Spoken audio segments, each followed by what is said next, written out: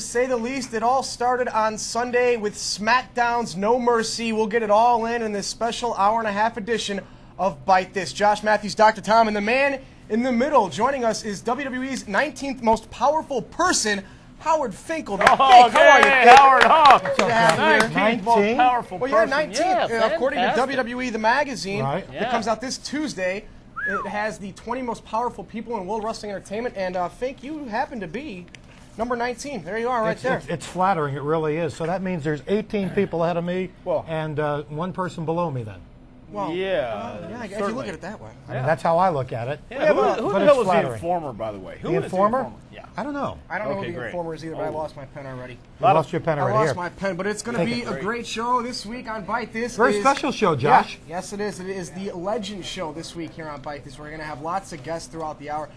Dr. Tom and the Fink, I'm going to do what I do best and lay out, and they're going to talk to all the legends. It's going to be a great show. Give us a call. I have a problem at my right ear. I have a little sinus infection. Did you say lay out or lay down? Lay out.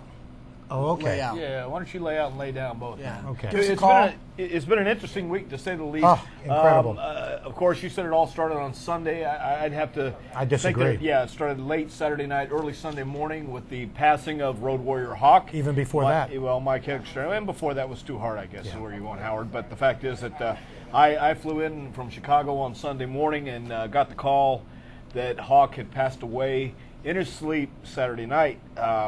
And of course, Howard, I know you knew both Hawk and Animal very well, as I did. And it's a great loss to sports entertainment, but also it's a great loss to Hawk's friends and family as well. Unquestionably, Tom, back in the 80s when, at that time, the Road Warriors burst upon the tag team scene, they were unique. They had power.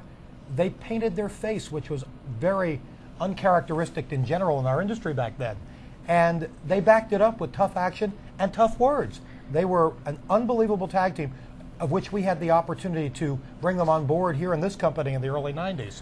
And from there, everything just went tremendous. I'm saddened by the loss of Mike Hegstrand, a.k.a. Hawk.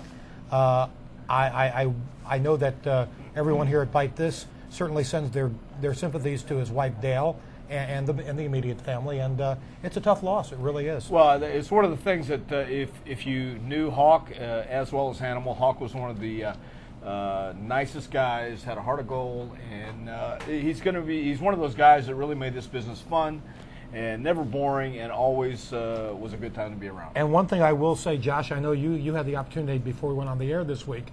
On WWE.com, Dr. Tom has a fond remembrance of Road Warrior Hawk. Absolutely. I had the opportunity to meet Hawk a few times before I even came here to World Wrestling Entertainment, and he was one of the nicest guys I've ever met. Let's go to another guy now on the phone who knew Hawk very well, who actually teamed with Hawk here in World Wrestling Entertainment. Ladies and gentlemen, please welcome Droz. Droz, how you doing this afternoon? Not too bad, guys. Hanging in there. Droz, you had to be a little shocked with the passing of Hawk. Yeah, man. You know, it kind of, well, of course it freaked me out, but I didn't realize it.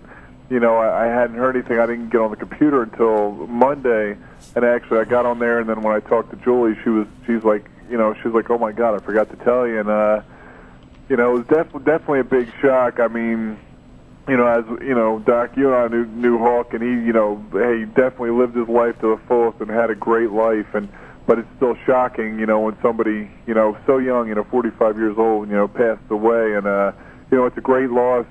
For us, it's a great loss for everybody. I mean, really. Droz, one of the things that certainly was very positive for you when you were in ring as a competitor here in WWE was rubbing up to the Legion of Doom, to Hawk and Animal. Tell us the circumstances that surrounded that particular marriage and how it all came about.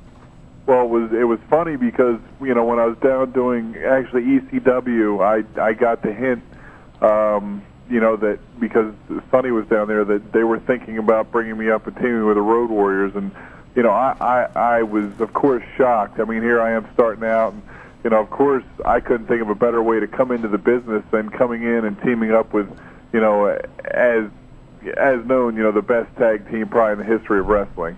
And it just came about. I met those guys and got talking with them, and they had to approve me coming in with them, and they liked me, they approved it, and we had a great relationship. I mean, working and otherwise. I mean, we we got along great. We traveled around, and I mean, I couldn't thank those guys enough for everything they did for me. You know, when they brought me in and they showed me the ropes and showed me how things were done. You know, on the road and things of that nature. So. They were great teachers for me as well. Dr. Tom was too. But I mean, they, really took me under their wing and took me in as one of their own, Road Warrior brothers. Well, I think it was evident from the very beginning that you and Hawk had that same type of mentality and personality, if you will, because Hawk could really scare you if he wanted to. He was as big as a house, but when it came right down to it, he had a heart of gold and would go out of his way to help anybody that wanted it. And I even mentioned it in my commentary this week that on more than one occasion, Hawk would tell me how much he felt you had it and that you were going to be a great big star in this business. And it had to, of course, it did do wonders, as you said, just traveling and being around both those guys. Yeah, I mean, like you said, he's big, powerful guy, with that voice of his. He could definitely send people running, but he had a heart of gold, and he really did. And he would do anything and everything he could for somebody if they needed help. And I know when it was May when they were in Philly, I had talked to him actually before that.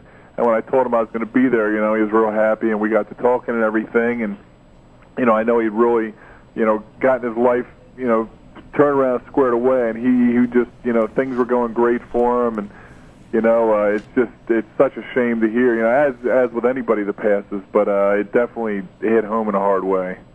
The Road Warriors, the Legion of Doom, whatever you want to call them, they were one of the most influential tag teams in the history of sports entertainment. And Droz, this week on Bite This, it's Legends Week here. Who are some of your biggest influences in the business?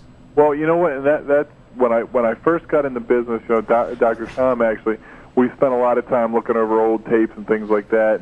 Because when I was younger, I didn't so much. I kind of looked at it, didn't really watch Saturday mornings when I was watching. My area, it wasn't real big, but I remember Sarge especially. I mean, I got a good laugh when I finally met Sarge, and Bob Backlund and Snuka and all those guys, and it was interesting to me to look back at their careers and see what they did, and how they helped the business along so much. But it's great to still see, them involved in one way or another. No doubt about that. Droz, you guys got a big game tonight. Yes, we do. A little Georgia Tech action. So after last night, Virginia Tech getting worked by West Virginia, who, by the way, Maryland did beat this year. We'll see what happens. I hope my boys pull it out, and they'll be 6-2 if they win tonight. So right. I'm rooting. Hey, Droz, sometimes I've asked you this when I've had the pleasure of being on this show. With the passing of Hawk and certainly the camaraderie that you guys had, can we expect a little remembrance in your column upcoming this week? Yeah, that's like I said, after I heard what happened, it brought back actually a lot of smiles and a lot of tears to me. Thinking about all the crazy things and goofy things and, funny things that we did. So, that's probably going to be the bulk of my, article this week is just remembering him and, in a great way. I mean, it's still, of course, for everyone, it's still tough to talk about. Well, we're looking forward to reading that this week in your column, Droz. Thank you very much for joining us here on Bite This week. Looking forward to reading your column, and we'll talk to you next week, same time, same place. All right, guys, you take care. Bye, Droz. Take care. All right, bye-bye. Guys, it's just dwelling on Hawk, of course. I do want to bring up again a little bit because as you guys were on air last week, we got the word of the passing of truly one of the icons in our industry, Stu Hart, the patriarch of the Hart family, who passed away in Calgary last Thursday. I know today they had a funeral service in Calgary, was well attended. I believe Mr. McMahon was there. The Premier of Alberta was there, amongst many, many people. And just give me a fond memory of Stu Hart, if you would, Tom. I never had the opportunity to actually train in the dungeon or work in Stu Hart's territory, the Stampede. But I met Stu, I believe it was 1985, the Paul Bosch retirement party. It was 84. 87. Thank you very much. In 1987. That's why I became number 19. Well, you know what, man? I've been hit on the head a lot. But I met Stu, and I'd always heard guys up until that time imitate his voice, like, you little bastard. And that's exactly how he talked. Everybody had the impression right on the money.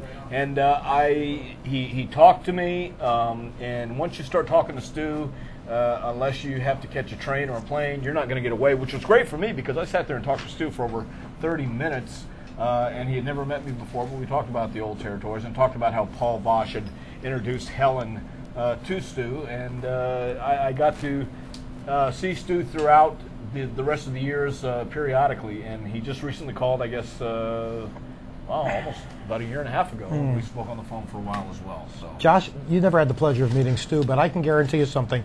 All you have to do is shake that man's hand. First of all, it's a bear hug. It's a bear hug within a hand. And then from there, all you had to do was ask, tell me something about what I've never known about this business. You wouldn't have got out of that chair for at least a half hour minimum. That's what kind of a storyteller he was, Josh.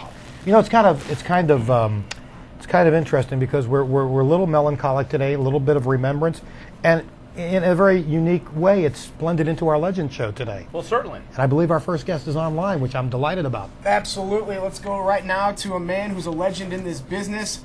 Please welcome Sergeant Slaughter on the phone. Hey, maggots. Yeah, thank you very much. Hey, Sarge, it's Howard with the great Josh Matthews and Dr. Tom Pritchard. How are you this afternoon, and where might you be? I'm doing very good. Amherst,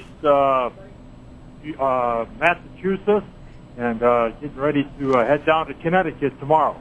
Okay. Well, Sarge, this is our Legend Show, and we're honored to have you on this week as our very first guest on the Legend Show.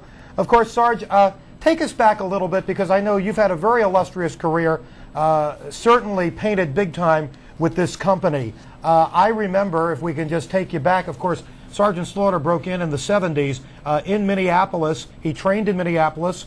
He moved on to Oregon for a little bit, Kansas City. I think you dabbled in every territory when wrestling had territories, Sarge. But then you came in, you made your move, 1980, into, at that time, the WWF. Take us from there a little bit.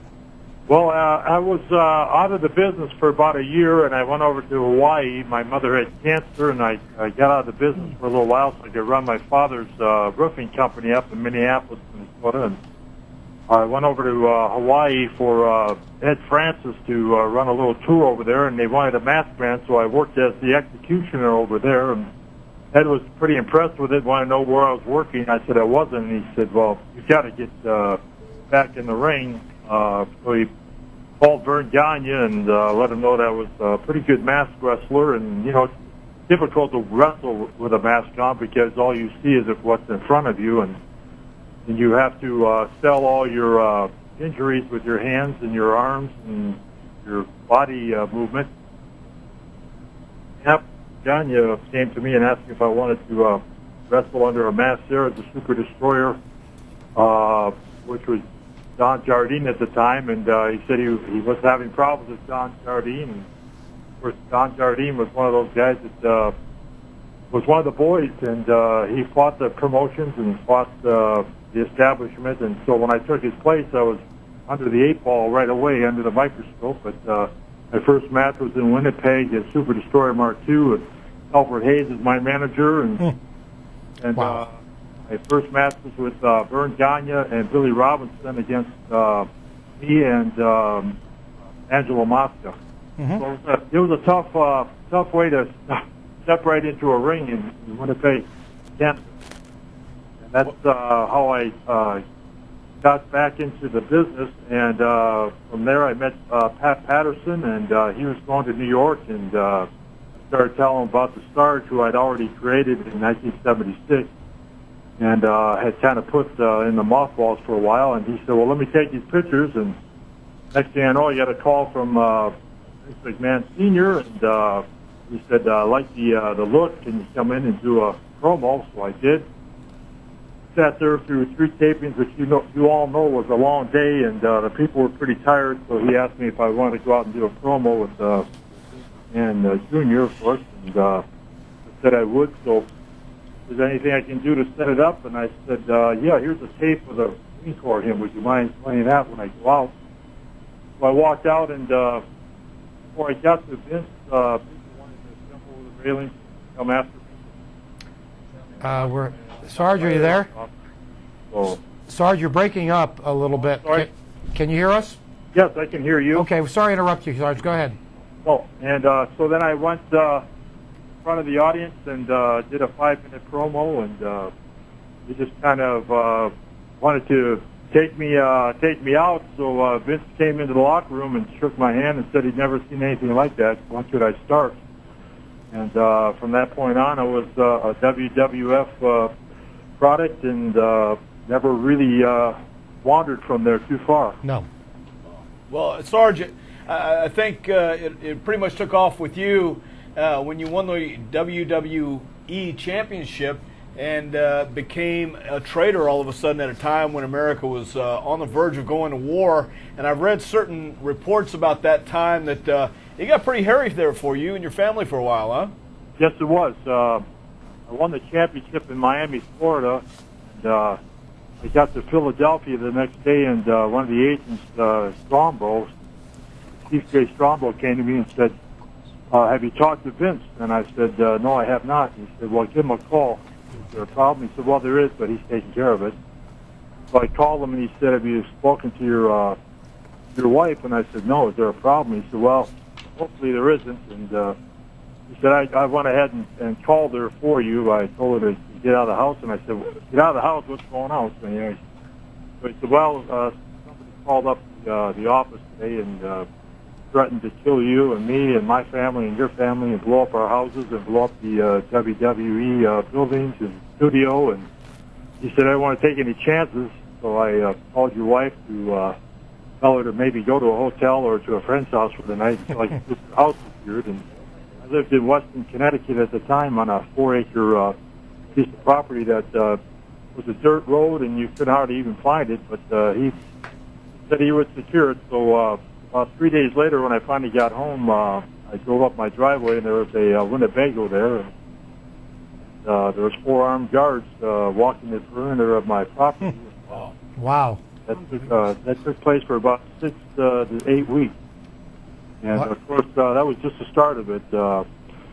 One night in Madison Square Garden, of course, just about every night we got death threats and bomb threats at every building, but I didn't find that out until years later. But they always knew when there was a real bad problem that they would confront me about it and ask me if I wanted to go out there. And, of course, I said, oh, yeah, we've got to go on with the show. You know, the show must go on. So they came to me in Madison Square Garden. The FBI he came out with a new lightweight bulletproof vest and asked me if I would wear it.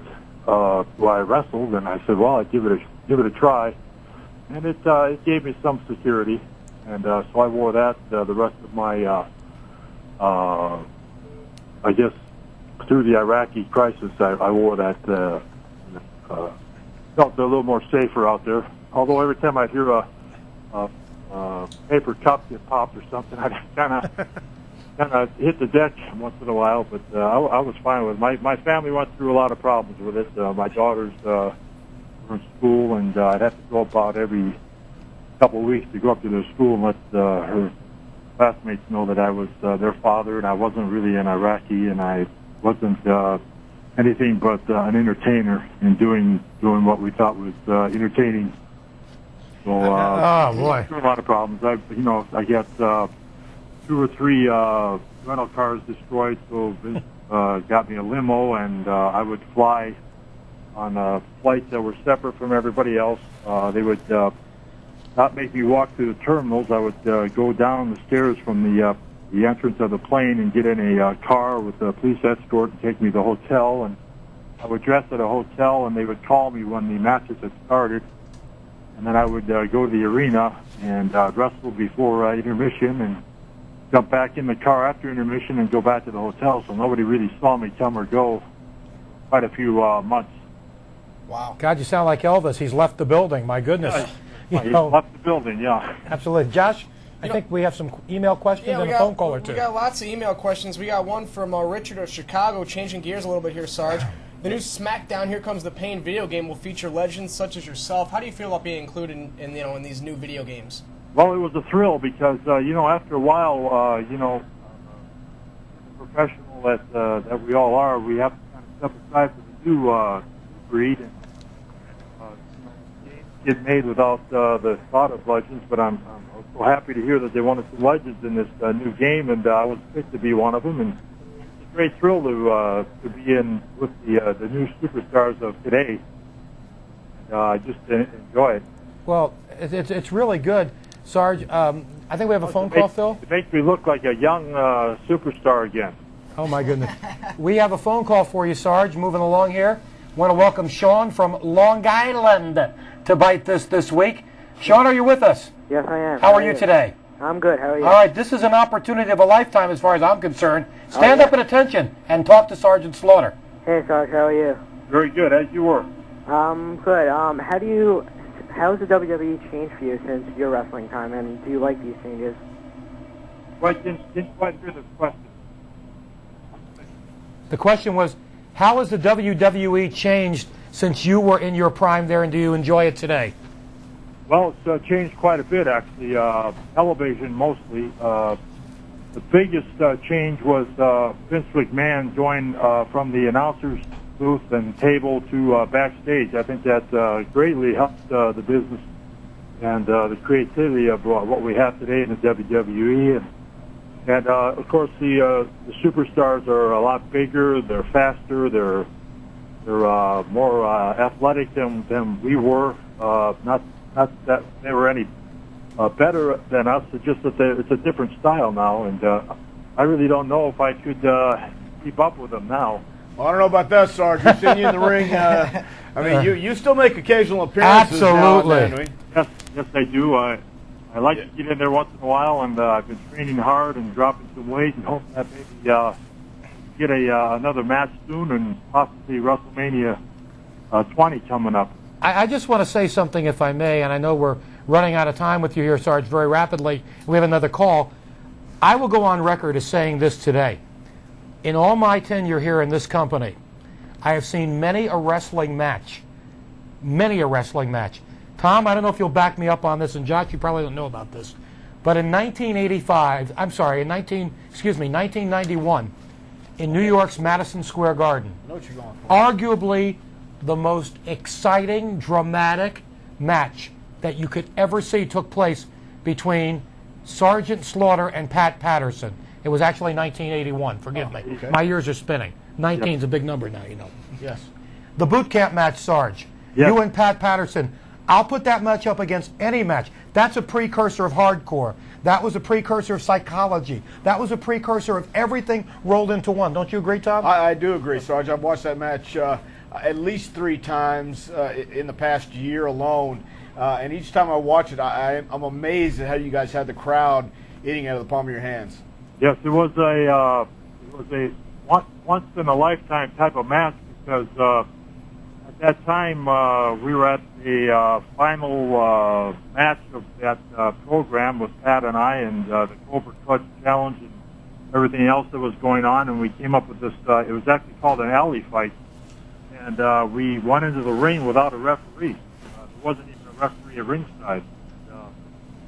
That itself took a lot of psychology and hard work to have a match without a referee, not even one at ringside. So it was a classic. And when I hear a lot of wrestlers over the years tell me that they've watched that, and fans that they have it over there on their buses, and it's something that they want their young wrestlers to watch. And it's a kind of a tape that they want a lot of the new stars in the business to watch because of the psychology and the storytelling, and that's the lost art these days, telling and telling the story. Absolutely. You're not kidding. Yes, and so it's a thrill to be able to watch that again and again and again and never get tired of it. And the other one was the boot camp match with the Iron Sheik, which was a classic. Absolutely. Madison Square Garden. Yes, they say that those two were the greatest matches of all time in Madison Square Garden, and I was in both of them. So that was kind of an honor too to know that your peers think that those matches were. When I get guys like Tommy Dreamer and Spike Dudley and Rob Van Dam come up and say, I was in the crowd those nights and watching you, and my dad, we didn't like you or we liked you, depending on which story we were working on. It just you like to be remembered for those, and not just because I turned to an Iraqi sympathizer. There was a lot going on before 1991. So No question. Nice to have those on tape. Tell you a quick story, and then we've got to run, I think, with you, Sarge. My first remembrance of Sarge was when he came into Madison Square Garden. He had a match with Bob Backlund, and this was in October of 1980. And, of course, back then, the buildup was you would come into TV every 3 weeks in Allentown or Hamburg, Pennsylvania. That's where we used to do our television tapings. So you'd go in every 3 weeks, and Mr. McMahon Sr., God bless him, would bring Sarge in. All he would do is come in every 3 weeks and destroy. Now, this led up to an eventual meeting with the champion. That's how we did it back then. So the first night in Madison Square Garden, it was in October of 1980. Sarge had his first Garden match with Bob Backlund. It was a humdinger.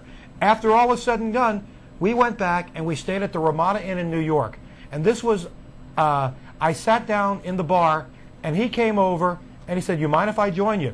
And Bob, I don't know if you remember this or not, but we just sat there and we talked, and that was the first time you and I really hit it off. Yeah. And I'm delighted some 24 years later to still consider you a very good friend.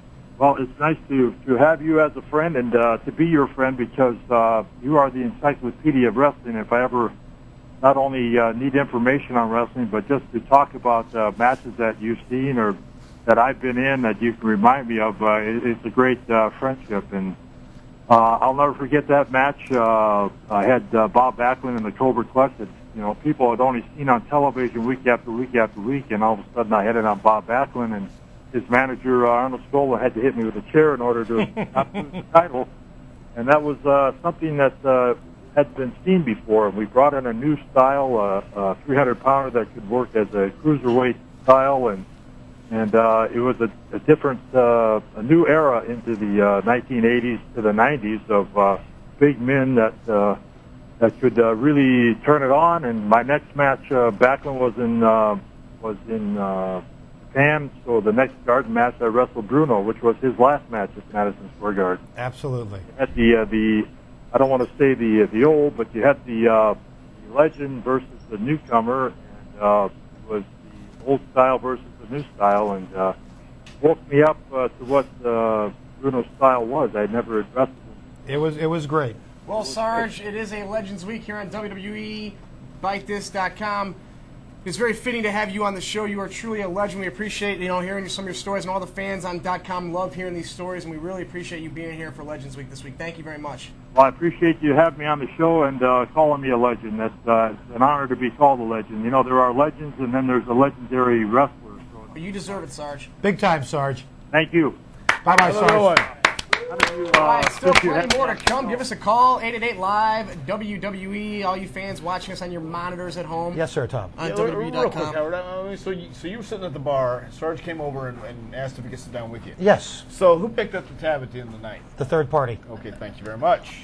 Absolutely. Josh, no wonder. I just was curious, this is a Legends show, and certainly, you've been with the company for a little bit, and did you have influence, what influenced you? Were there any of the former superstars that might have influenced you before you got into the Tough Enough situation? Well, I started watching wrestling, WrestleMania 2 was the 86. The first show that I saw, and I remember watching Hulk Hogan and King Kong Bundy in the steel cage and hitting my TV when I thought Hulk Hogan was going to lose to King Kong Bundy in the cage. And ever since then, I was 6 years old then, and ever since then I've been watching this product, religiously. So, I mean, guys like Hulk Hogan and Ultimate Warrior, Randy Savage, those were the guys that I watched growing up. What about the Body Donnas? The Body Donnas were my favorite tag team of all time. They were the epitome of sports entertainment, as far as I'm concerned. Skipper's in. So let me ask you this: when Lillian took over the announcing duties on Raw, weren't you as heartbroken as the rest of us?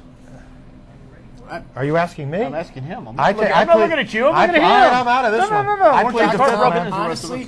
Honestly, I almost thought about stopping watching sports entertainment. Stopping watching. All right, we have another legend coming up, don't we? Shortly. I hope so. Yeah. Correct grammar there. I'm trying to work on my grammar. It's basically the sounds of silence. Yeah. Well, that's what I said. I'm going to do what I do best. And even though Simon and kind of like a Body Garfunkel Donna match. Yes, I'm going to lay out. I'm going to lay out. No problem. But I know we have a great show. Let's just give you an idea of who's joining us here as the afternoon progresses.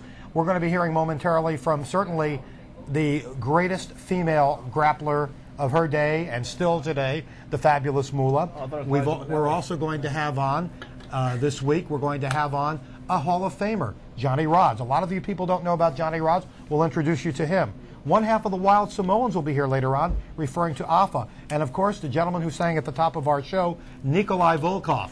But right now, joining us on the phone, direct from her palatial plantation in Columbia, South Carolina, this is a lady amongst ladies, certainly a damsel that if she was ever in distress, she could fight her way out of it and kick some booty. Let's welcome WWE Hall of Famer, former world champion, and one of the best people in the whole world, the fabulous Moolah.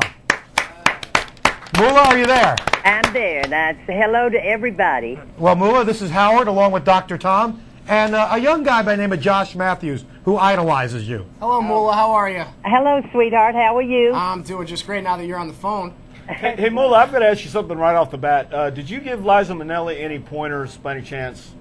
Say that again? Did you give Liza Minnelli any pointers through the years? No, not really. Okay. Oh, okay. Well, they're going to be going through some ugly situations. Moolah, it's first of all, this is Legends Week here on Bite This, and certainly when you talk about legends, the buck stops with you. You've been in the business for, God, it seems like an eternity. Certainly, Lillian, how can you compare today's WWE divas with the ladies from your era, and how would your ladies fare in today's environment and vice versa? Well, I tell you, I really enjoy the divas today. Not only are they beautiful and they work out, they keep their bodies in shape, which when I started, you may see one girl weigh 200 pounds and one weigh 98 pounds. But now you see everybody looks beautiful and everybody works hard. And I'm really enjoying the divas of today. Okay. Well, obviously, as you said, all the divas are working out. It's a different atmosphere. Yeah. But at the same time, it's really the same because you're competing in a ring, and everybody wants to come out as the number one diva. But back in your day, it seems like, Moolah, you were really the one, the standard bearer. And before you, Mildred Burke, I believe, was the one everyone looked to in women's wrestling. Do you have any memories of Mildred Burke, by the way? Well, I only met her one time. I never had the chance to wrestle her because she was like going out when I was coming in. Right. And but she seemed to be a very nice lady, and I do know that she was tough because I watched her from when I was a little girl. I watched her. That's what really got me interested in wrestling. And and I really admired her. And all the breakthroughs with women's wrestling the last, I'd say, over 30 years now. What? Well, Howard, I would like to say one thing. I'm starting on my 7th decade. How's that? Tom, did you hear that? That was me. That was me. For the past, you're right, over the last 7 decades. And for the past 30 seconds, he's been talking. Well, you're right. Yeah, and I just wrestled on my 80th birthday. Oh, tremendous. So that's another first for us. Are you looking forward to having a match at WrestleMania 20th? Out of our divas today, who would you like to step in the ring with? Doesn't matter. Long as they put me in the ring to wrestle, I'll be happy. Well, you recently proved yourself against Victoria. Looking back, and we welcome your phone calls, by the way. This is an opportunity you don't get every day to talk to the fabulous Moolah at 888-LIVE-WWE, or send your instant feedback to us. We have one question in the instant feedback. Very interesting one. This is for you, and this is from Mark. What does that say, Josh? Mark Sue? I don't know. They come up with the weirdest That's names Mark in the world. Snavis. Snavis. Basically, it's from Mark in Philly. How would you feel about a DVD release of your greatest matches? I'd be first in line for it. Your match with Wendy Richter in 1984 at WrestleMania, 85 actually, at WrestleMania opens the gates for the women's division that we see today. Yeah, that would be great for me. I would love it. Okay. Well, we'd all love to see it too, Moolah. I mean, I definitely love to see a DVD of Moolah's favorite greatest matches. Yeah, I read your book, Moolah, and Great one of the things that really intrigued me, which I'm sure almost all the new fans wouldn't really know anything about, but Jack Pfeffer is a guy you speak about in your book. Do you have any memories you can tell us about? Well, I think most of my memories about him is in the book. And I can say one thing, he was a hard-working guy, and what he told... You know, there are a lot of people in our industry that are former talents that are in the ring that think the business has passed them by, that think that, well, I had my day and I become insanely jealous of how today's talents are, how they travel, how they get from place to place. Sometimes the financial incentives are very lucrative. You were back then, now you're here today. Do you get any jealousy? Do you feel anything about things passing you by? Because there are a certain percentage of people in that category. No, I want to tell you, I'm not jealous of anybody, and I'm just so happy that things has picked up where, like with WWE, we fly everywhere and have limos pick us up and all of the good stuff. But when I started, I want to tell you, it was hell. And I'd love to see the guys and the girls not have to go through what I did, because I don't believe there would be too many left, Howard. I understand that. You know what? I got to say this, though, Moolah. I think it would be great for the younger talents and superstars of today to go through what all the veterans of the veterans such as yourself went through. Well, Moolah, you definitely paved the road. That's why you are a legend. That's why you're here on Bite This Legends Week this Thursday afternoon. We really like to thank you for joining us here this afternoon, and sharing some of your stories. I know all the fans love to hear them, and so do the three of us. So thank you very much, Moolah.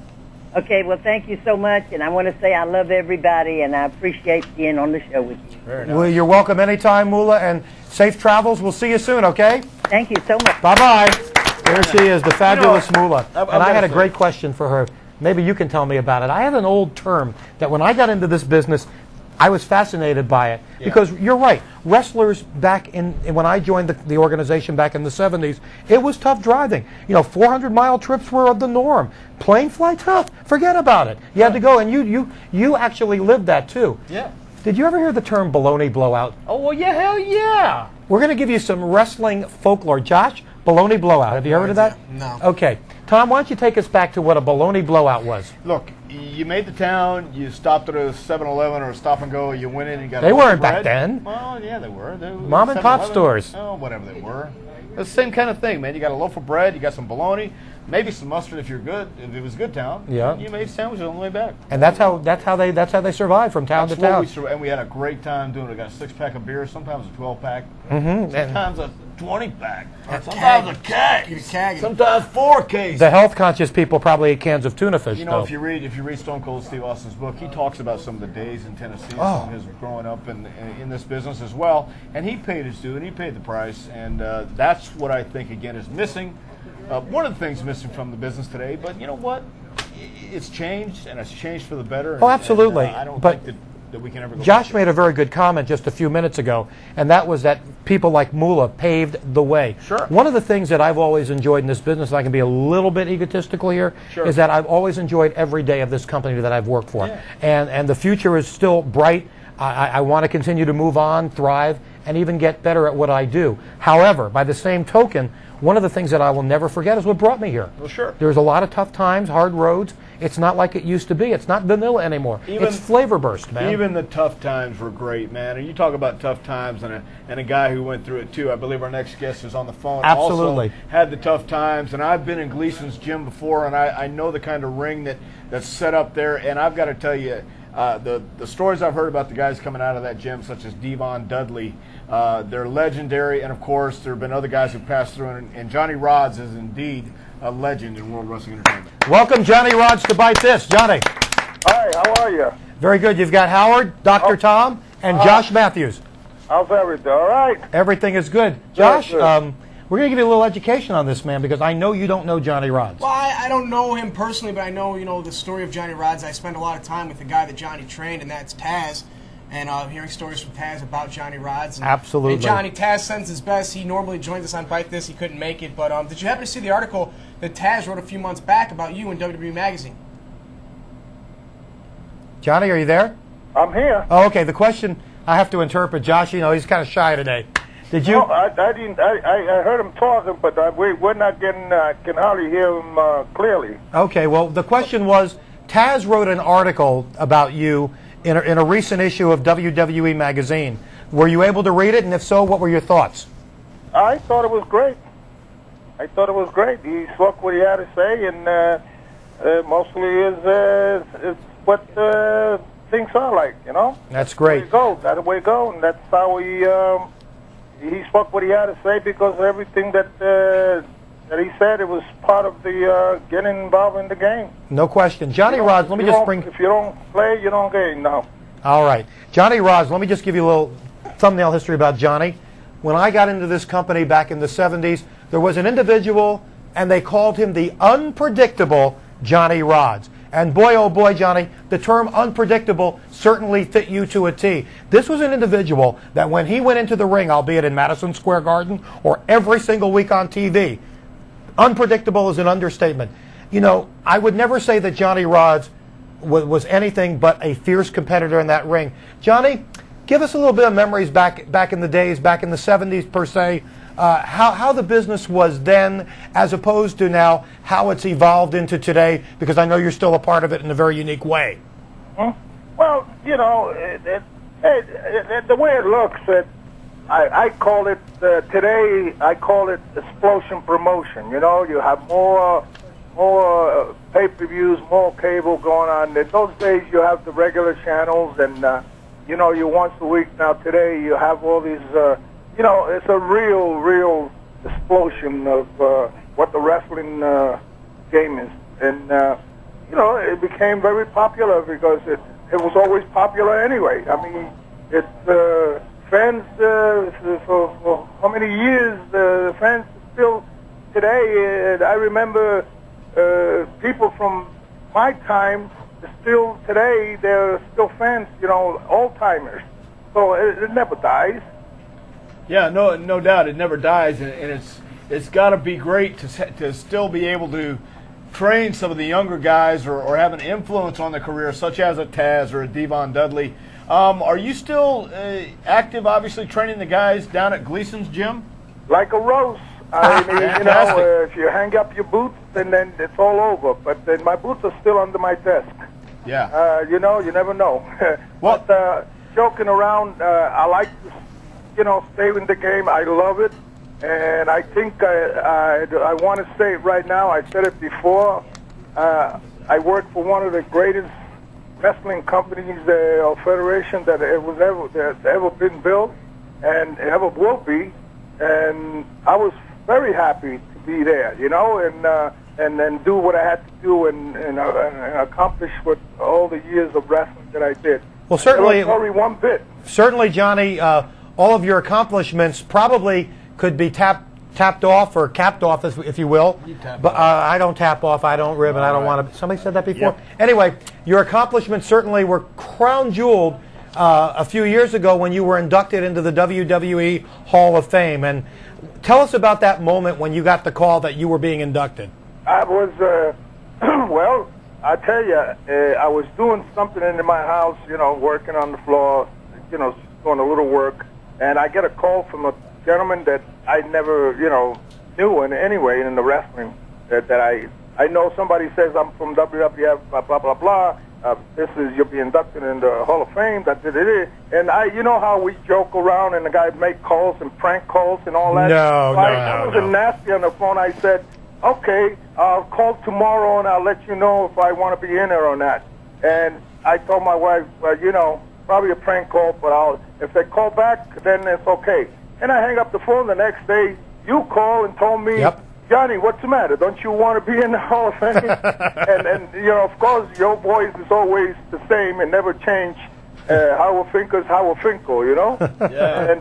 And then I said, well, that's what it's got to be. And I was happy, and I'm happy that I was part of something that is the monster, you know? Well, it's an honor well deserved, Johnny. And Josh, one thing that I'm sure you know very well about Johnny Rods, as Tom alluded to, Gleason's Gym in Brooklyn is a hallowed hall. You've heard of wrestling schools all over the country. Certainly, Tom, you're very much involved with OVW.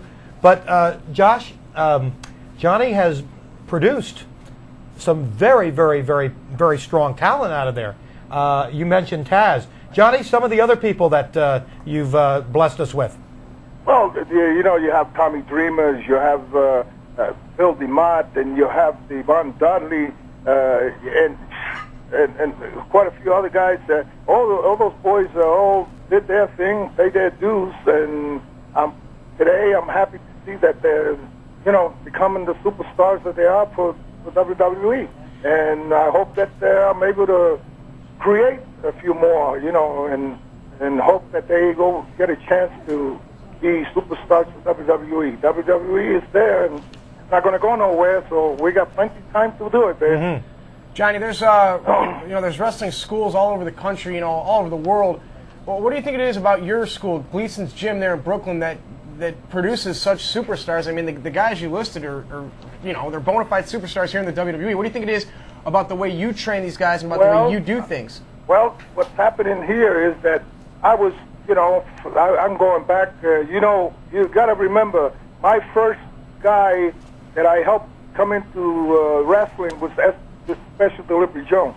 Oh yeah, yeah. I'm the, he was the first guy that I helped, come into this game, and then Jose Estrada and all these guys. Now, Gleason's Gym is the world of boxing. Yes. Gleason's famous gym is the world of boxing. It's been around for 75 years, and everybody trained here, from Tyson down to Lewis, and they never had wrestling. There was always a boxing gym, hardcore boxing gym. And the owners of this gym called me one time, and they wanted to have wrestling. They tried other people, but they were never successful. And they talked to me, and now it's been for almost, I think, almost 18 years that I've been with them, and on and off. And today, we're solid here. The guys come, everybody knows I'm here. So few guys came out of it. So now, it's here to stay, and I got a good relation with them, and the place that will be here for, who knows, for forever. And, I guess we'll be here for a long time. So anybody that wants to know how this is done, Pro Wrestling in the Making is my name. And the World of Unpredictable Wrestling, that's what I called it, and that's what it is. Well, Johnny, certainly you have never backed off from anything in the years I've known you. I want to ask you a question, because you were with the WWF back in the 70s. Then it became, of course, WWF. Now it's WWE. One of the things that I noticed, Tom, I hope you can back me up on this. Back in the 70s, one of the biggest things that played a role in wrestling was ethnicity. Yeah. We had Pedro Morales, a Puerto Rican star, champion. Bruno Sammartino, Italian star, champion. Of course, the Latin element moved into Tito Santana into the 80s. Now, in today's WWE, I don't think that we put enough emphasis, per se, on the ethnicity, because we really don't have to. We really have a great blend of superstars from, as the Iron Sheik would say, from the E to the Z. Do you agree with that? Do you think that ethnicity still is a very important part of our business today? Can it be brought back? Is that question to me? Yes. I believe so. I believe that it should never leave us. I believe that it belongs to everybody. And the more we have, the better and the stronger we'll be. And knowing WWF to WWE, to me, is still the same. And going back to my days and the days before me, we always had it. And that's why I think we're very strong, because they never chose to do anything else but to give everybody an even chance. And I believe that that's what should be. I believe every ethnic group should get a chance to be in there. You understand? Yeah, I have to agree with you. I don't see it any other way. I mean, it hasn't changed, but it should not change. No, it didn't change. I just think it's more of a worldwide audience now. We appeal to all, especially now that it's all over the world. Like when you were in Houston, of course, who's the big guy? Jose Lothario. Yes. So that's basically it. Johnny, we're going to be wrapping this up here very quickly. How would Johnny Rodz in his prime fare today against, let's say somebody like a Kurt Angle, or even more so somebody like an Undertaker? How would Johnny Rodz in his prime fare against one of those guys today? Well, the first thing I'm going to do is look at the people around and see how they behave. And if they behave the way I want them to do, then, my way of being unpredictable, something's going to happen. I'm going to make them either boo me or clap me, or they're going to do something. But I'm not going to go in there and let them sit there and wonder that nothing is going to happen. That's the reason why they call me the unpredictable one. Boy, and I'll tell you one thing. In all the years that I've known Johnny, and if he was on the card, no matter if he was in the opening match or the last match. Well, let me finish. I mean, whether you were in the opening match, the last match, the middle of the card, main event, middle match, whatever it was, one thing was for certain. You were getting your money's worth and then some. This guy always gave 200% in the ring. No doubt. That's right. That's right. That's the name of the game, babe. Well, Johnny Rodz, we'd really like to appreciate and thank you for being here on Bite This. You are truly a legend, a member of World Wrestling Entertainment Hall of Fame. Thank you very much for joining us here on Bite This.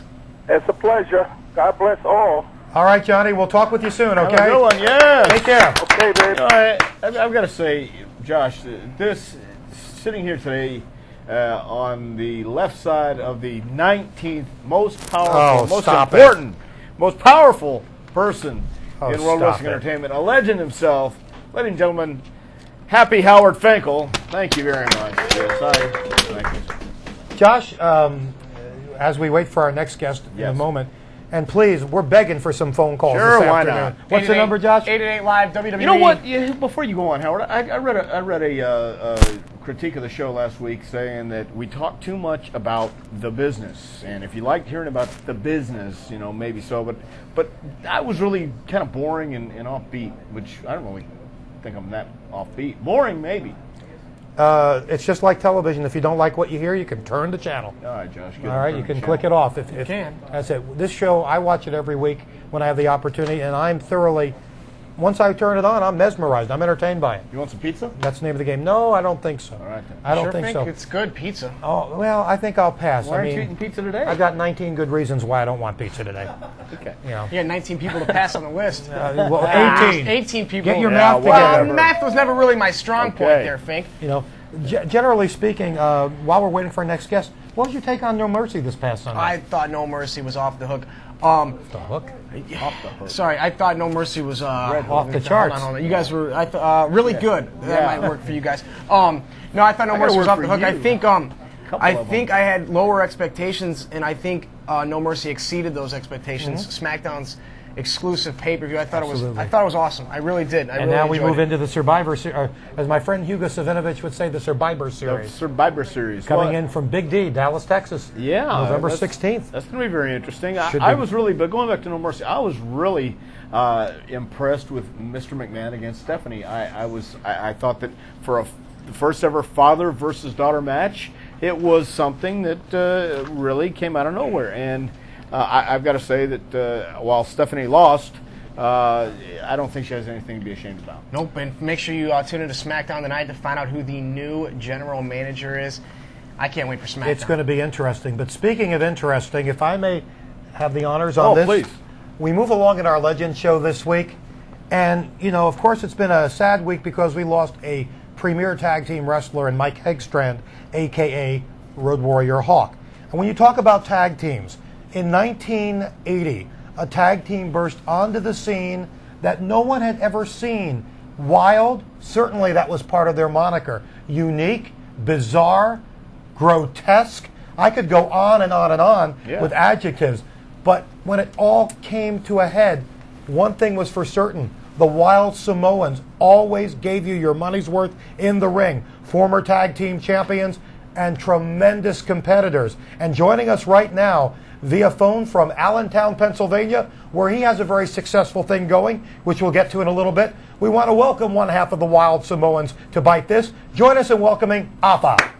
Afa! How you doing, Howard? Afa, good afternoon. This is Howard, as you said, along with Josh Matthews and Dr. Tom Pritchard. How goes it today?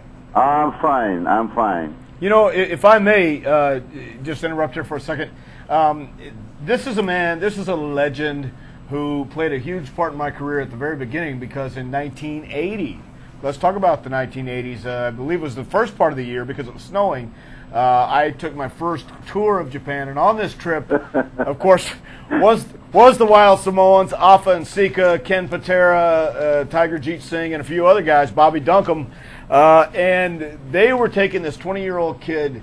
I was their rookie, so to speak, and they really took care of me and took me to the best places in Japan. And of course, the Wild Samoans lived up to their name, and got into a huge fight outside this establishment and drew a crowd, and it was against Ito and Tiger Jeet Singh, and they got, I think it was Sika that drop kicked the police car, wasn't it? Yeah. Okay, sure. But the name Wild Samoans fit you guys, but I definitely wouldn't want to meet you in a dark alley, and I liked you. Yeah, I remember those days, Tom. You were just a young rookie breaking in, and you know, it was. I mean, those are days you can't replace today. You know, there were a lot of fun, and yeah, we were crazy, and we had to. It was too cold up there that night anyway. Yeah, yeah. But now these days, you're getting to train young rookies as well in the ring and tell them what to do in the ring as well as outside. In fact, we got to look at two of your guys this past weekend. In Wilkes Barre and Albany, New York. Albany, New York. How's the training going? Very good, very good. I'm very blessed in the business. As you know, I have a long family history in it. You know, wrestling's been good to me and my family, and I owe it all to Vince McMahon. And you know, I'm going way back to his dad and so forth. So, and Howard Finkel was right there with us, and you know, I'm just thrilled to death. And you know, I thank the wrestling business for making me the way I am today, you know. Absolutely. I'm so ugly that nobody would even talk to me if it wasn't for wrestling. Well, let's go back a little bit because just to set the stage for some of our viewers and maybe Mr. Matthews a little bit, because Josh is getting he's getting an indoctrination into the past today, WWE style.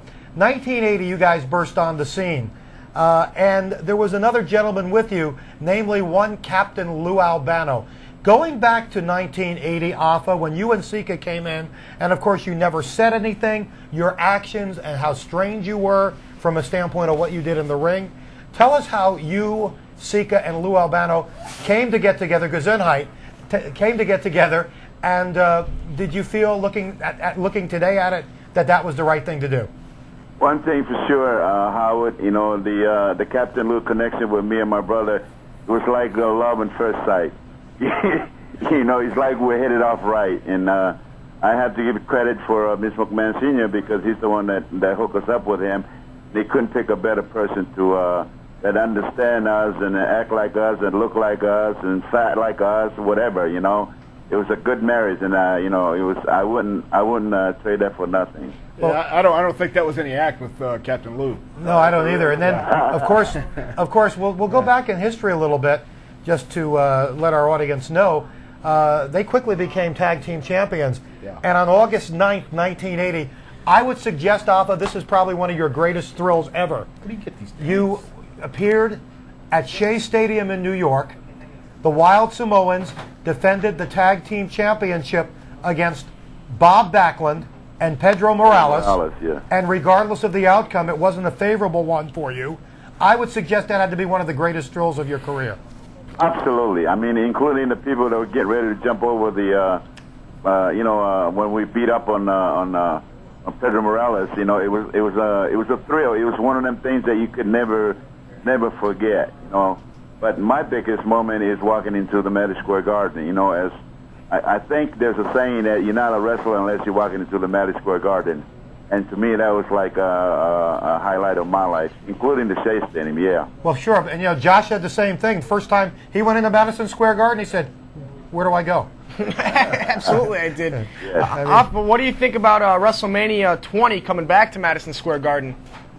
Oh, I'm in fact, Howard, you might see me there again. You know, I'm looking. There's nothing like the Madison Square Garden. You know, you can go anywhere, arena in the world. You know, and to me, it's a Madison Square Garden.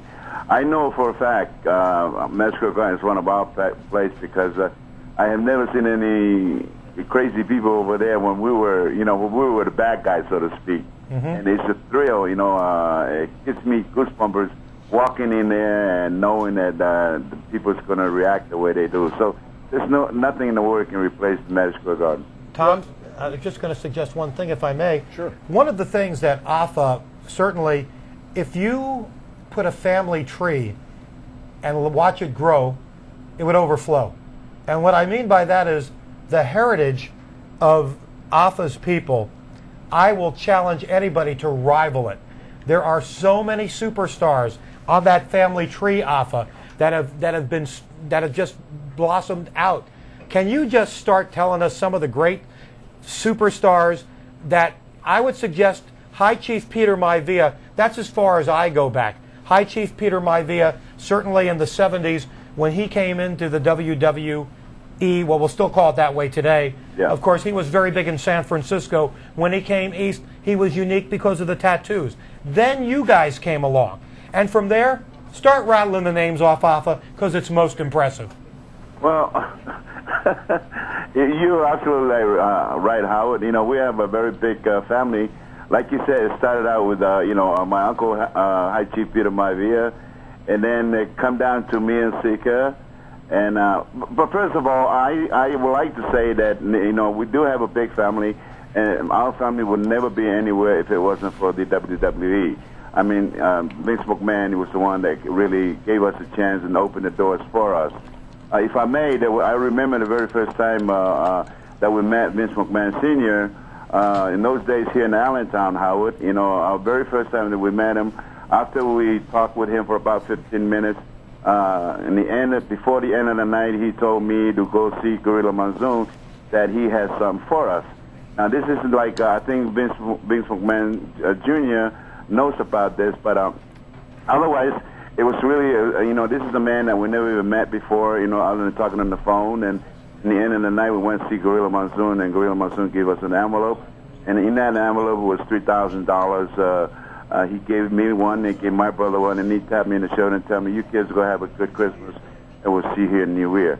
So I think that's something that I will remember for the rest of my life. And from that point on, we were like very, very loyal to the old man. Mm-hmm. In fact, he made a statement, like, as long as I'm here, you guys your home. So those are the things that means a lot to me. So that's where the family comes in. From there, I was very hard on my kids, to not to mess up this love that the McMahon family gave us. So every time that we break one of our kids in, and I'm talking about, Yokozuna, God bless him, about the Head Shrinkers, even The Rock. I'm talking about all this, and it was a challenge for us to go in there and not to fail as far as when they put them in the ring, because that's my favorite thing. I tell Vince, if you all you had to do is put these kids in the ring, and you draw your own conclusion. So I just like to say that this kid works hard, but if it wasn't for the McMahon family, that we would never have the chance. But the family, it reminds me a lot of the Stewart family, and it's real, and it's work together, and I'm just happy and thankful that today I'm still part of their company, and I try to help anywhere that I can. Very good. That was actually along the lines I was going to ask is, how is Sika doing today, and where's he living? Sika's doing fine. He's running his school down in Pensacola, Florida. He stayed there because he reminds him of the island, so I like it up here in the East Coast, and but he's doing fine. Good. Josh, I think we have a phone call, don't we? Yes, we do. We have a phone call from Philadelphia. This is Steven. Steven, you're on the phone with a legend. This is Arthur. Thanks, Josh. You're welcome. Arthur? Yes. Who do you think? I know you were the best tag team ever. First of all, I'd like to say that. Well, thank you. Steven, how old are you? I'm 11. Oh, okay. How do you remember the Wild Samoans, Steven? I've read about them in the WWE magazine. Okay, fair enough. Okay, what do you think is the best tag team right now? Very good question there. The kids today are so different in the way, in my days. There's so many good teams out there today. I can't really point out any, specific one, because they all work hard. These kids, the Hardy Boys, are very good and know what they're doing. Those kids, even Shawn Michael, when he was teaming up with Marty Jannetty. Yeah, Marty Jannetty, and even with Diesel, there's so many. But one of the roughest tag team that we ever faced, we had nothing to do with today, was the Road Warrior. Oh. Yeah. So, we had some good rivals with those guys, and they were fun, and they were, I'm from the old school, so, we had some good time. I'm sure you have some fond memories of Hawk. Yes. Absolutely. Yes. Alpha, let me put you on the spot. Let's bring the Wild Samoans into 2003, in their prime. Alpha and Sika. Let's put them in the ring against the current World Tag Team Champions, Bubba Ray and Devon, the Dudley Boys. What could we expect? A lot of Samoan drops. Yes. Right. Yes. It'll be like, I think in those days, we were like the hardcore of wrestling. Although, we poke our nose a lot, we scare people the way we look. And, kids today, they're going out of their way to please their fans.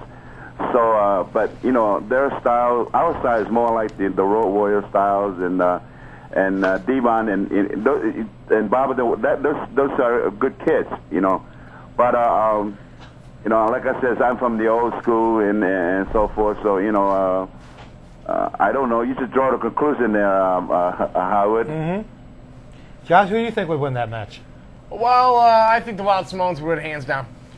That's not what you told us before we went on the air. I never said that, Fink. What are you guys trying to stir up problems between me and Afa? We go way back. Afa, I think he needs a good old headbutt here, man. I most certainly do not. I do not, especially on this Thursday afternoon. Absolutely. Afa, we were talking about this, Tom and I, before the broadcast this week. We even let Josh in on this.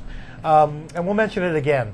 No matter how the WWE moves forward beyond today, no matter where we go, we should never forget what brought us here. No matter, maybe it doesn't work in today's marketplace. But, as I've said before, and I told you this Monday in Wilkes-Barre when I had the pleasure of seeing you, everybody today should thank everybody from yesterday because you guys were the trendsetters. You're the guys that paved the road to where we are today. Yeah, well, and that's something that, you're absolutely right. But I have to give credit to the kids today, they do go out there and work hard. But, it's true, like, I know I can speak for my kids, our kids, is that we did pave the road for them, and the only thing is that we want to make sure that they would go in there and work just as hard as we did. But, yeah, and I think wrestling is better today because of people like us and Tom Pritchard, and, we're from the old school. Yes, we are from the old school, right? I didn't know you liked Steely Dan. My old school. I do like Steely Dan. All right. The fact is, Alpha, I remember riding with Sam from actually Birmingham, Alabama, to Pensacola. Sam is Alpha's son, by the way. Samu. Yeah. And he was with me when I wrecked my car along the side of the road, and that's something that will always intertwine us together. And there's things like that throughout this business that pretty much keep you and your family connected. It's that 6 degrees of separation, and you guys are always known wherever you go in the wrestling circles, wherever you go in WWE circles. Somebody is always well aware of your compassion and passion for this business. Oh, thank you there, Tom. You left that one thing. We know where every wrestler there is in the United States, too. Yeah, that's true. Absolutely. Yes. Well, Afa, listen, this has been a Legends Week here on Bite This. It's been great hearing from you. I'm sure all the fans really learned something here. I mean, I've learned so much just today, and I think all the fans have learned a lot from having you on the show, so we really appreciate it. Come back anytime you want here on Bite This. Thank you so much, guys, and God bless you all, and, I'm really proud to be part of the show. Afa, one thing before we go, because we used to do this in the old days, and I would like you to do this, and we'll do the old shtick here. I know there's a lot of Samoan people watching this week. Do you care to impart a few words of wisdom in your native tongue to your fans? Amen.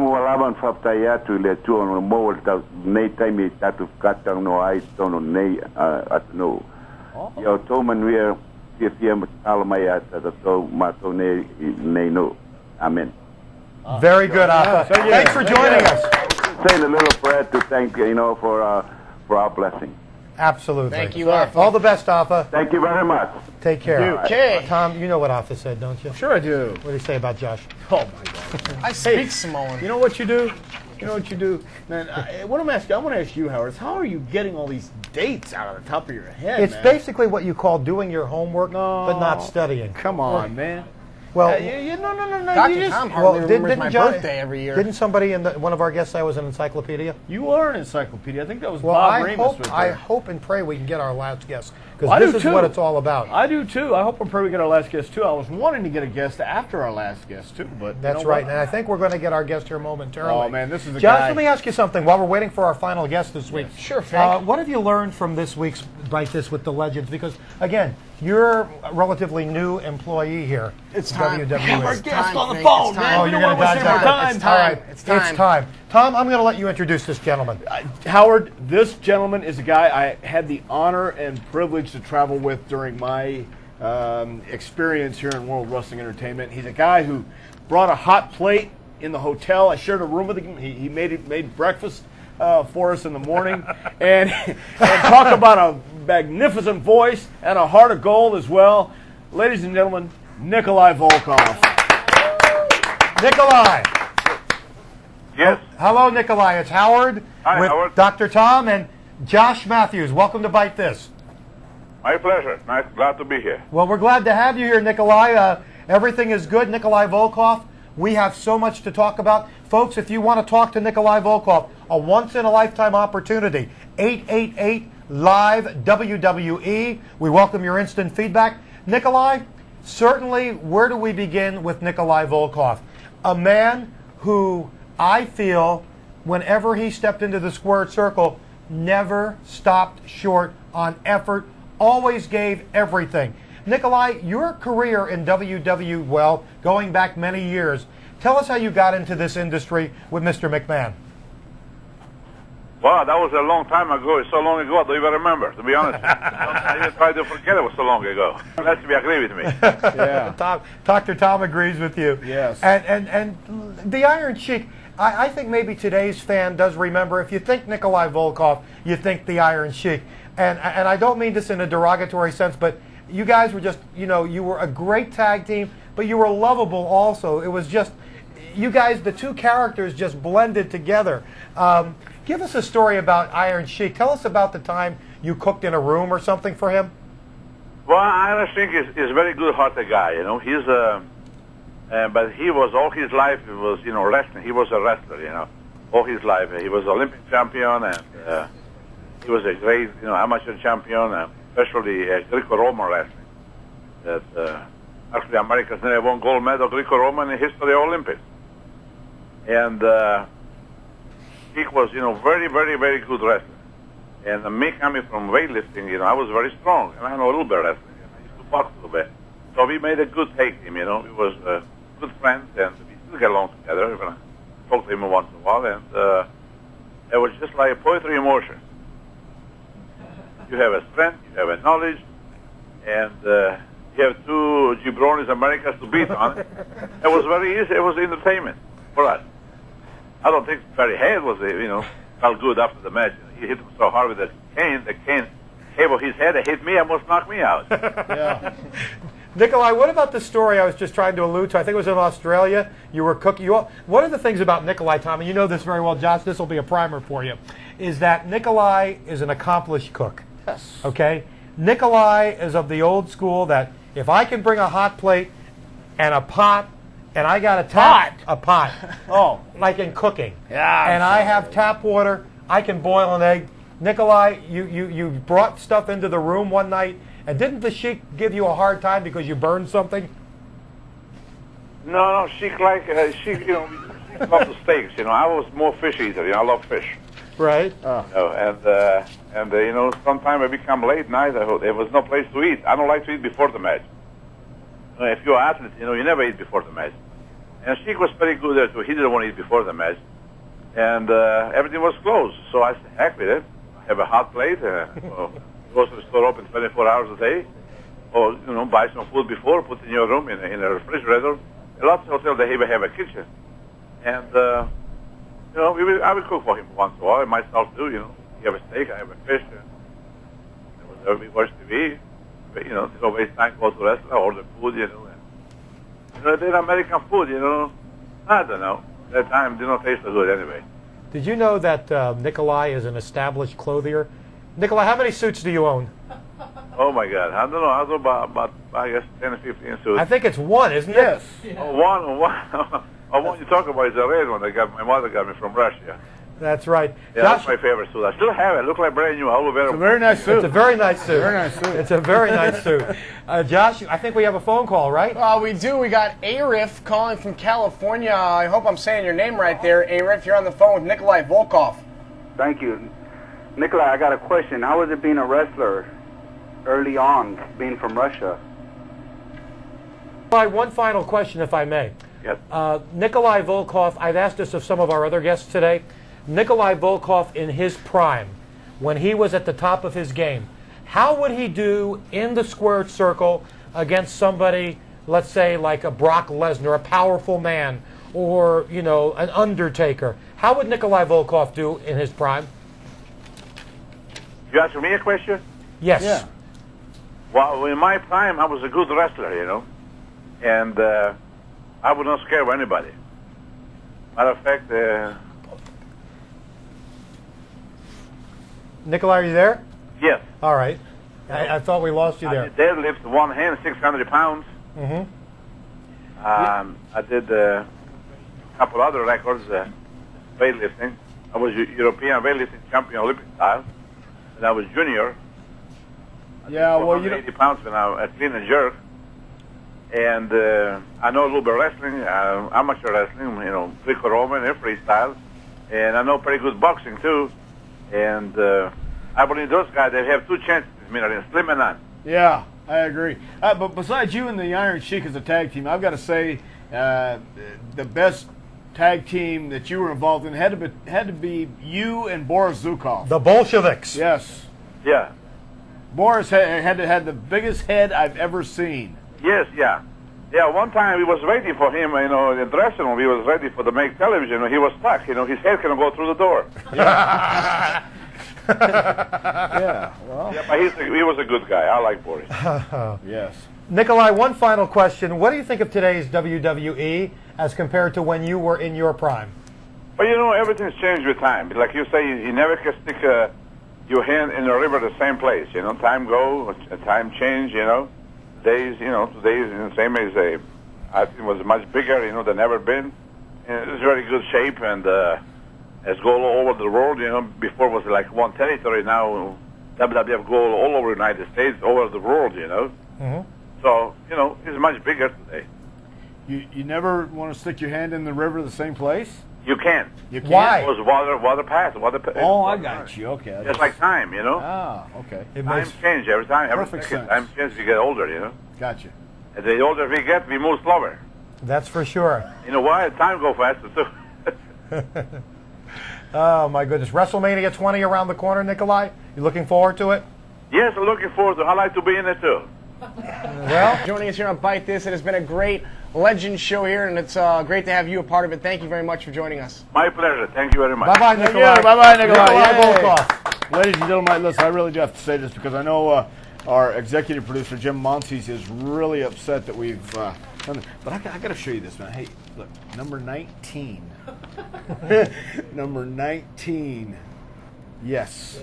Hey, Howard, I am I'm thrilled. just saying, I am thrilled. I know how our executive producer feels. I'm just a fill-in for 1 week. Yeah, I realize that. I understand Maybe I'll that. never be back after The today. point You is, never the know. point is, Jim Cornette is number 18. I won't give you the whole, but Cena is 17. Don't give it away. I'm not giving it away. No, no, you got to buy the magazine. Make 'em Oh, buy it. Josh Matthews is. Well, I'm, you know, I mean, I could be Are the you new, the informer? I could be the new SmackDown general manager. Yeah, I mean, who basket knows? fly Find my out tonight on ass, too. SmackDown when you watch. It's going to be an incredible, incredible night. The Undertaker is on a hunt for Mr. McMahon. The WWE Tag Team titles will be on the line.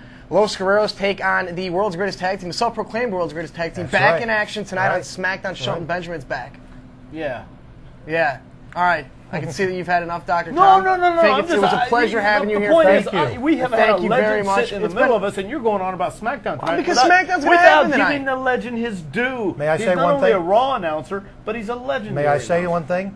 Yes. Just as I said, I love yesterday, but I love today, and I'll be watching SmackDown tonight for sure. So, I mean, I Well, there you go. Pick I kinda- Josh's side, Howard. Fine. But Good. I want to say one thing, Fine! Josh and Tom. Yes. This is the first time we've done this This is an idea that was brainstormed around about having the Legends on, because in the past we've had the Iron Sheik on, we've had Cowboy Bob Orton on, and we're anxious to know what you people think, because I don't think you'll see this regularly on Bite This, but maybe every so often we can devote a show to the legends of WWE, and there are a number of them. And we can get Sheik on here? I would be delighted to bring the Iron Sheik on. There are some people who I talked to that unfortunately could not be with us today due to other commitments. I certainly know that they're anxious to come on and speak a little more. But it's an idea that our producer Phil Spear threw by. We gave it a shot today. Hopefully it was enjoyable, and perhaps we'll do it again sometime. I would love to. I'd love to as well. And I'm looking forward to SmackDown tonight, Josh. I want to know who the general manager is going to be. So do I. Next week right here on Bite This, we're hoping to have Rob Van Dam and Batista. Those are unconfirmed, as of right now, but hopefully everything will progress and we'll get Rob Van Dam and Batista on the show next who is now $100,000 richer, might want to spend some time here next week? I hope he does. I hope so too. I hope he comes to the studio and he can buy us some things. This has been Legends Week on Bite This. We'd like to thank the Fink. We'll see you all next week.